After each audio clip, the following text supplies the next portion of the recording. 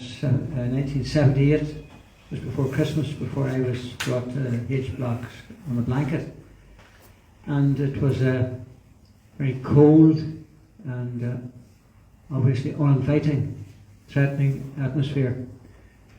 I was immediately put to forced wash.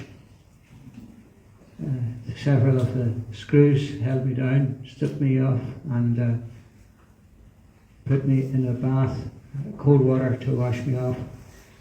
I was taken to the cell and in H3, and I learned then that my comrade on my right here, Joe McNulty, along with Martin Hurson, had been severely beaten to such an extent a few days before it in a forced wash that the two men were in the prison hospital. It was a cruel, brutal environment from the word go. When I arrived there, we had no bedding. There was 2 mattresses, chamber pot, and what we called a gallon of water in the corner of the cell. That's all there was. I remember very clearly my first night was one of those few very cold nights in Ireland here, and the windows were out, glass was gone from the windows were wide open, and I remember waking up the next morning with the snow had collected around the foot of the blanket on the bed. So a few days later we were engaged in what was known as a wing shift from one wing to the other, and at that stage, because I wasn't complying fast enough, the principal officer ordered that I be sent back and taken back up through the wing. So the screws turned me upside down as if I was a sweeping brush and walked me up the wing. Just a few examples of the type of conditions we endured. So I'd like to have a talk with comrade here tonight, Joe McNulty. Sure, Joe's memories are no happier than mine. I promise, Brother Margaret. I don't know where to start.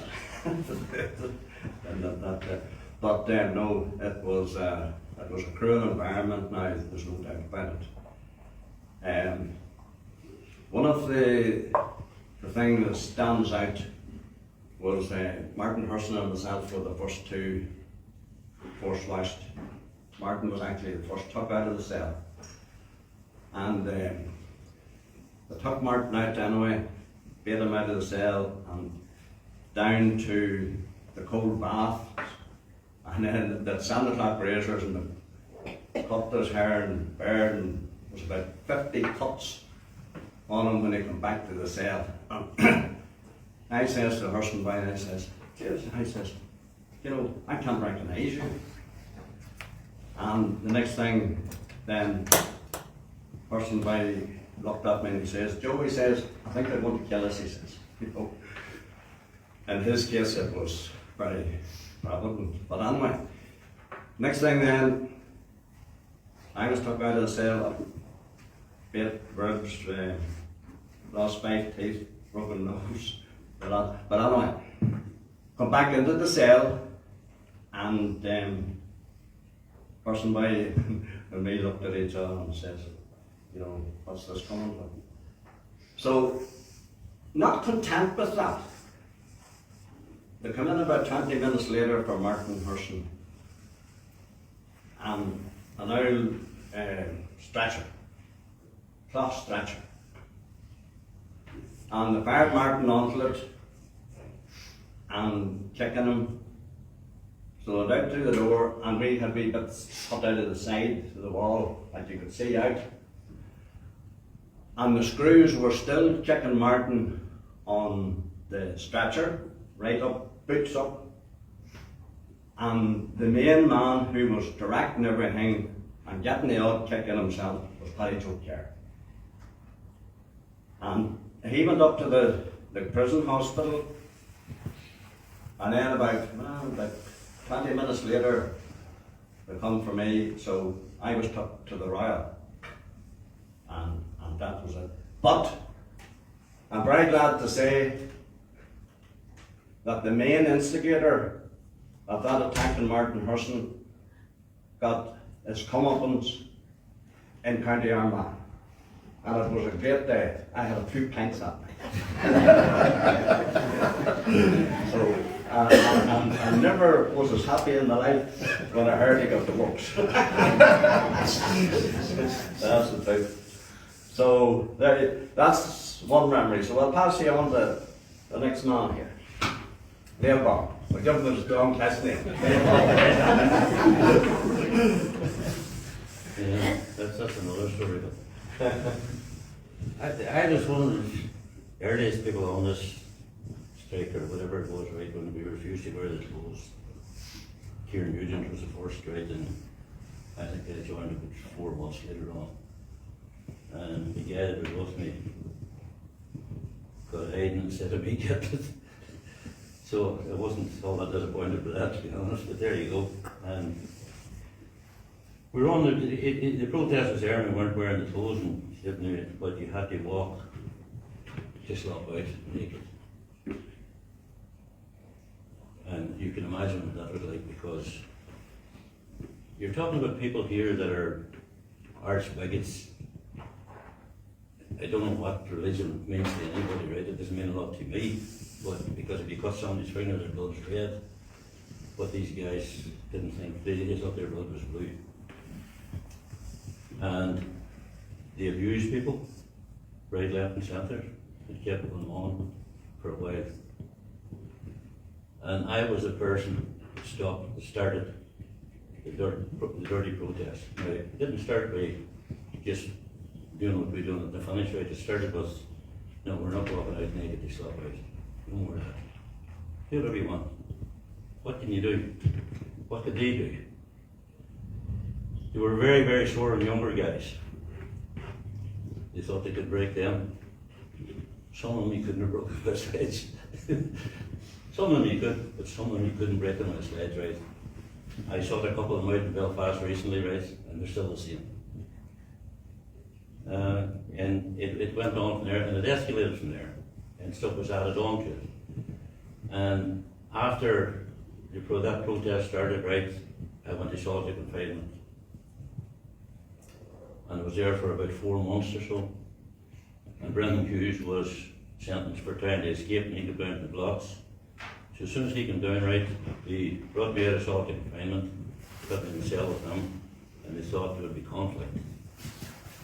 It was a blessing, to be honest with you, because we knew what we were doing, we knew where we were going. Kind of feared where we were going, but we knew where we were going. That there was no give or take, either way at all. Now, some of the beatings that some of the younger guys got, it's unbelievable. You wouldn't do it to an animal. But, there's no point in blaming the animals that give the beatings. This was policy. That's what it was. And that's where it lies. And that's where it lies today. It's policy. And until we get to the people who've done it, not like the soldier was in Belfast yesterday. Soldiers don't disobey orders. Soldiers obey orders. That guy obeyed his orders when he shot them people in Derry. He was taken out of Belfast at the Ballymore a few months before it. That's what they done. That was policy. It's the people give the orders for that they want to see. What would a soldier coming from Croydon or Aberdeen or Glasgow or someplace else, what would he know about collusion? But the people here knew. People here cannot be excused, no matter what rank they were or anything else. And after that, you have a British government, right? And under no circumstances should they ever be excused. I certainly wouldn't want it, but it looks as if that wishes dying.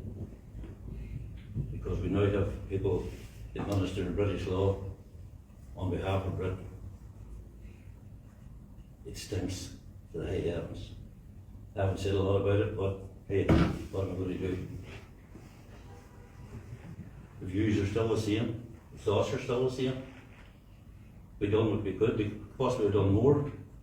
Hindsight's a great thing, but we possibly could have done more, But that's hindsight. So, With that, I'll hand you over here to Mr. Nixon, because he'll have a few results as well. Well, I went on the blanket in September 1977 and remained there until the end of the second hunger strike in 1981. And I witnessed a lot of beatings and also seen.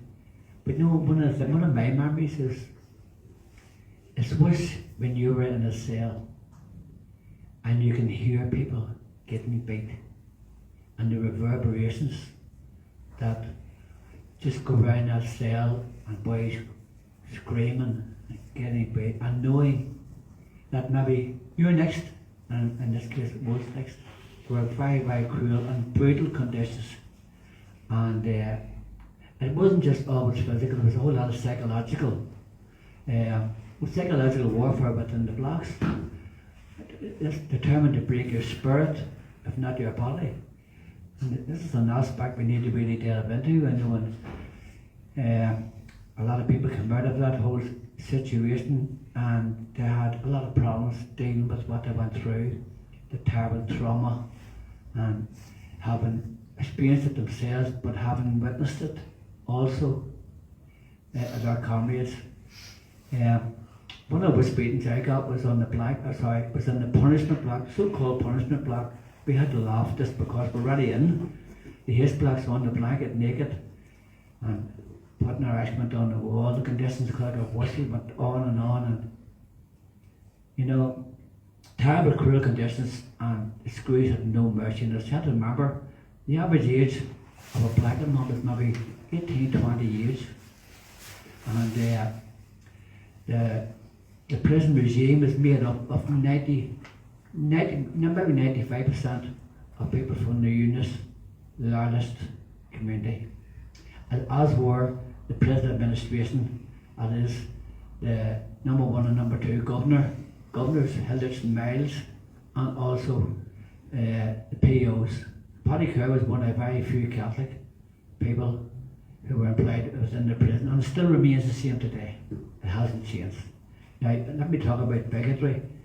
I was beaten very badly by a screw called Bob Nickel and another fellow called Kenny Armstrong. And not three of them, and they beat me naked in the cell. It was in the winter time, so it was just after a visit. I remember so well, it was a Saturday afternoon. And I got a really terrible beating, so as you know, and I was a young fella, and I was scared stiff. I was going to come back and finish me off, as Joe McNulty rightly pointed out. And I'll give you an example about that, as Tom pointed out here, the bigotry and the hatred that bred and fed into these people, and they brought it with them into the blocks. Bob Nickel lost his job, was convicted in the court for beating an RUC man because the RUC man was a Catholic. Now what does that say about the people that we had to deal with?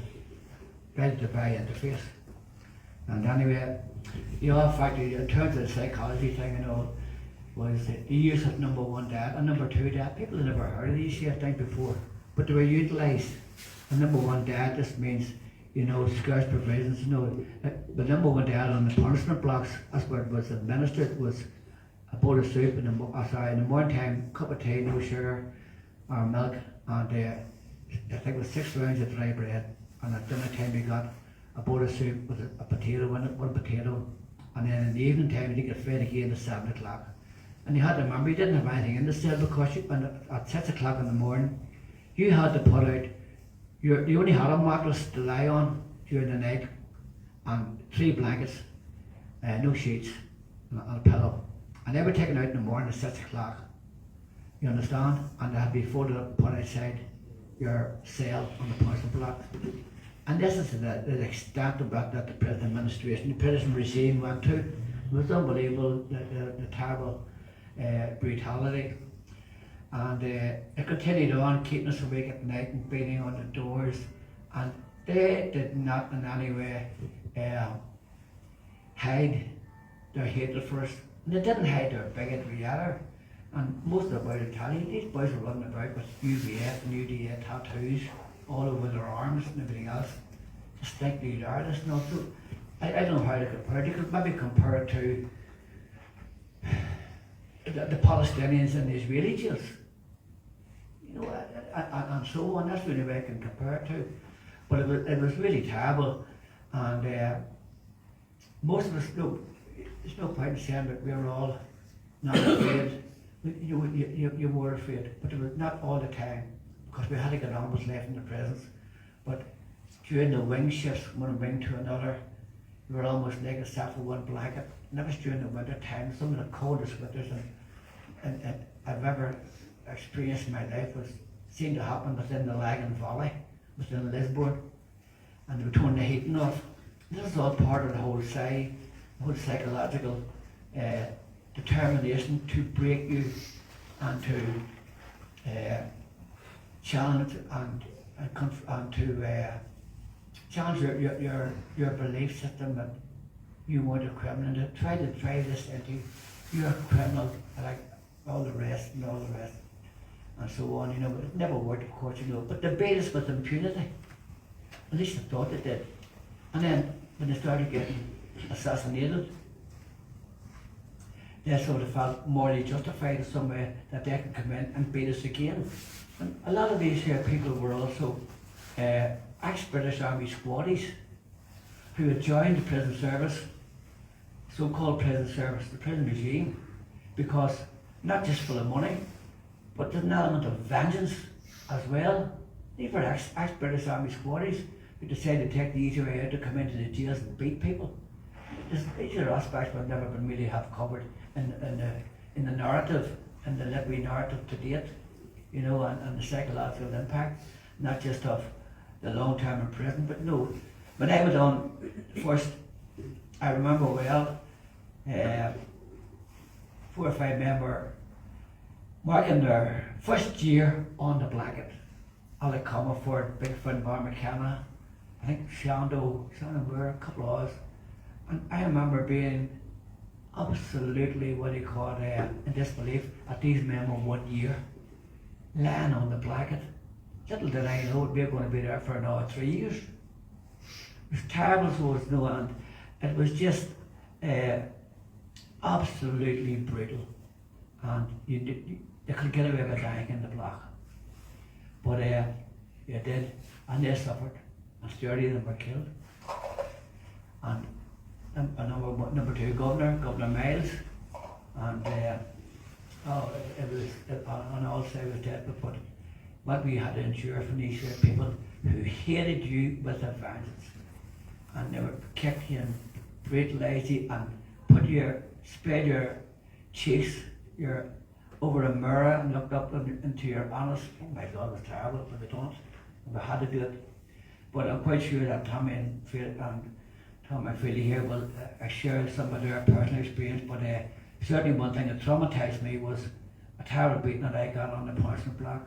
And then when I was on number 1 diet, and I remember the prison chaplain, Father Tom Turner, and the other prison chaplain, Father John Murphy, had come down and had argued that this is illegal and everything else. No, this use of number 1 diet to starve prisoners who were already freezing and had only what he called 2 blankets around them and nothing else in a bare empty cell. No cell. This is the boards we call it. The reason it's called the board because you were lying on boards, bog deal board, and it was unbelievable. But you know, and the fear all the time that because you were isolated from your comrades, isolated from the blocks, the protest blocks, that you were at what they call the mercy of these people. And half the time when they come in, maybe on a Friday or Saturday morning, and the first thing you smell of them was alcohol, drink. They were still half drunk because they had their own club. They had their own orange order. But a place called Silver City was their communal club. And they would drink down there and go back onto the wings. It was unbelievable. So I just leave it at that there and share that experience and what we all had to endure. And I can tell you, everybody in them blocks, especially the young people, the young prisoners we call them the white peas, they were the most brutalised and they received so many terrible beatings. It was frightening. But you know, in the end of it all, because they thought they were going to be the weakest link, the young people. You know, that's something only 17, 18, and that's why they're concentrating brutalising, trying to break them. And you know, when you think about it and go back, they could not do it, no matter what. And the blanket protest, as some people could do it, and there was a few people who were not, they couldn't do it physically and mentally, they couldn't do it. And they tried and everything else now. But to endure the meetings that we witnessed and Tom McFeely just talked about there, especially all them young people that know what they went through, you know, that is something that I have never forgot, and that is something I will live with for the rest of my life.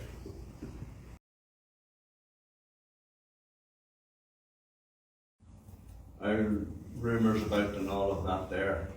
But you see them type of people will never put themselves in any danger or do anything. And you know, at the present time, there's a pile of brave people out there that have done this and that have done that and done the other.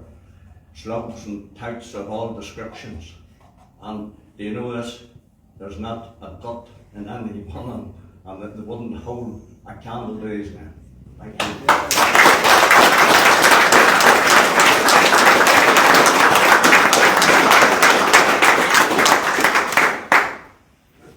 In the first few weeks of the hunger strike, what was the atmosphere like in the prison among the other prisoners and yourselves? Well, for the first 10 days we were kept in the same cell that we had been in before the hunger strike started. So my cellmate was a man called Dennis Cummings from Stewartstown, and I could just only imagine the agony it must have been for Big Dennis to sit with me in the cell on hunger strike and him not.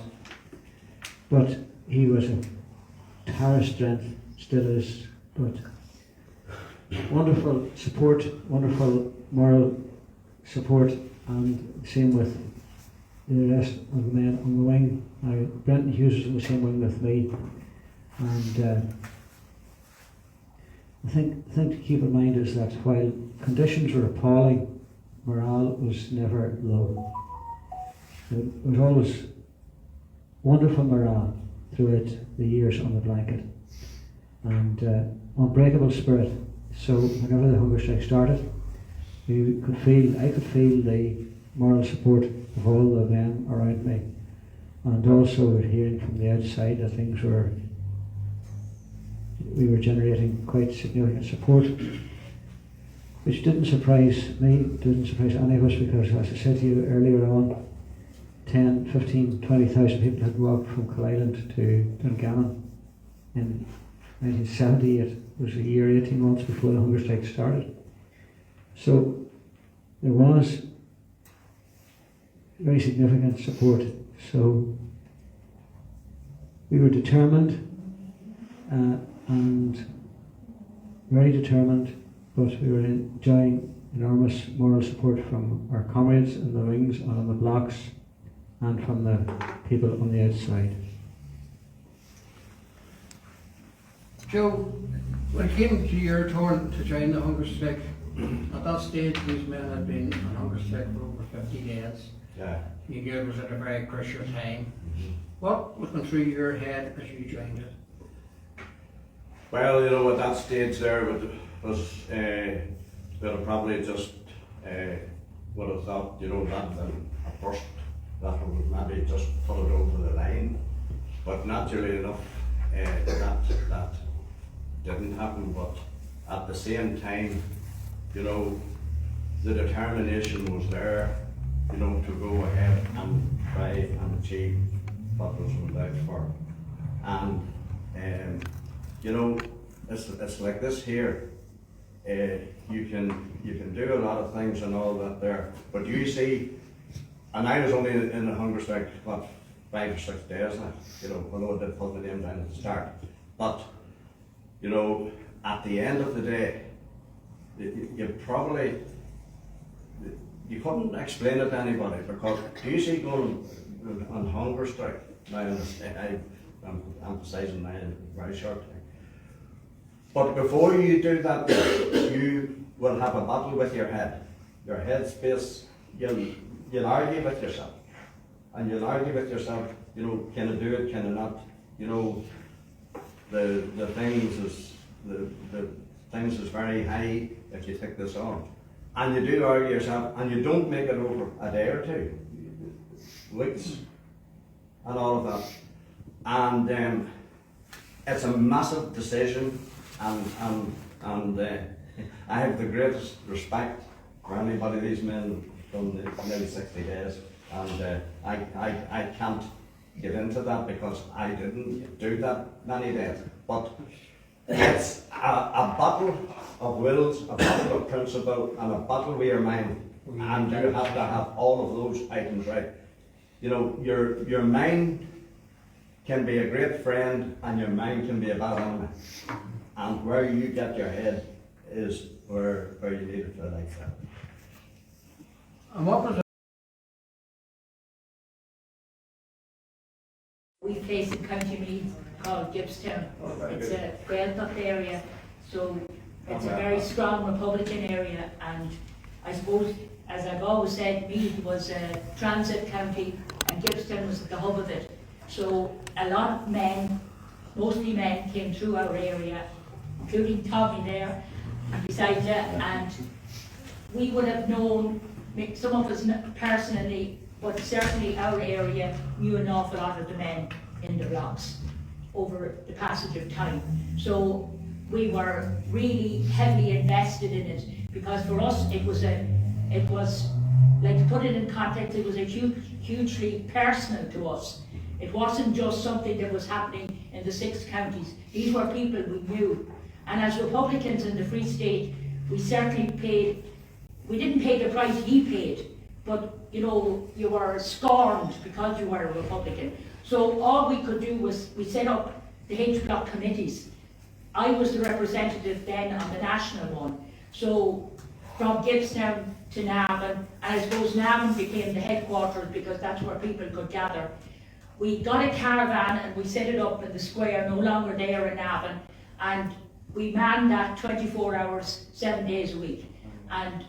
And we had, there was different things like, you know, beep if you support the hunger strikers. I just give you, you know, just something funny that happened.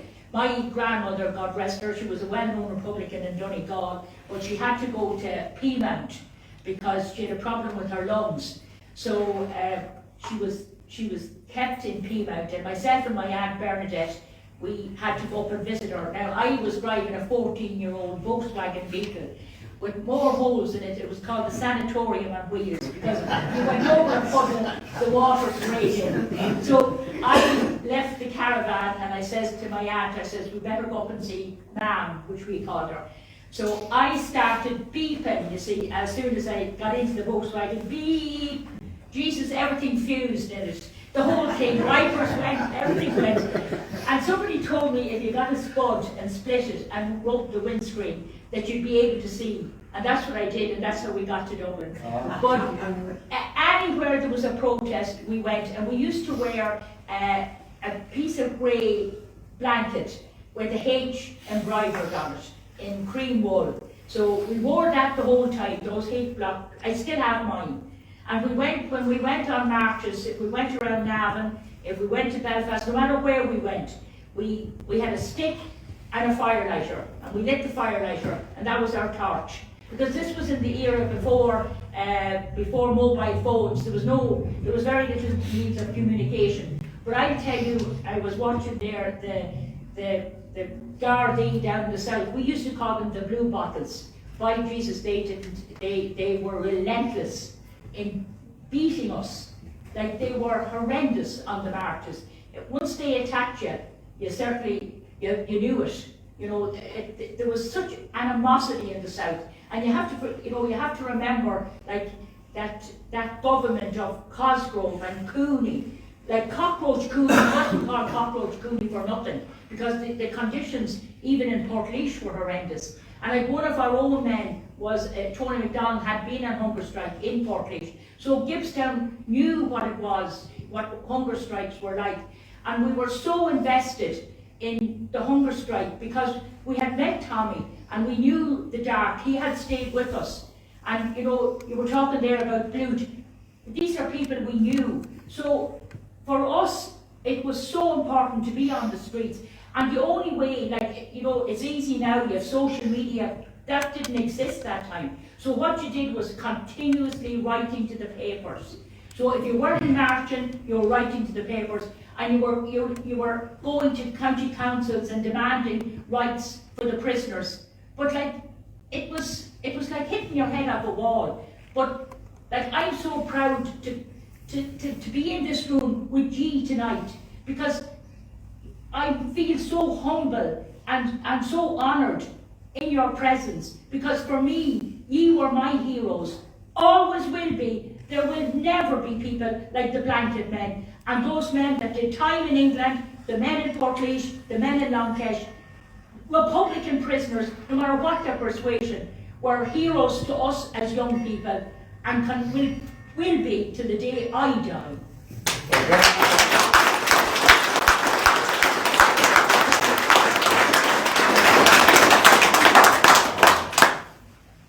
Two other men would have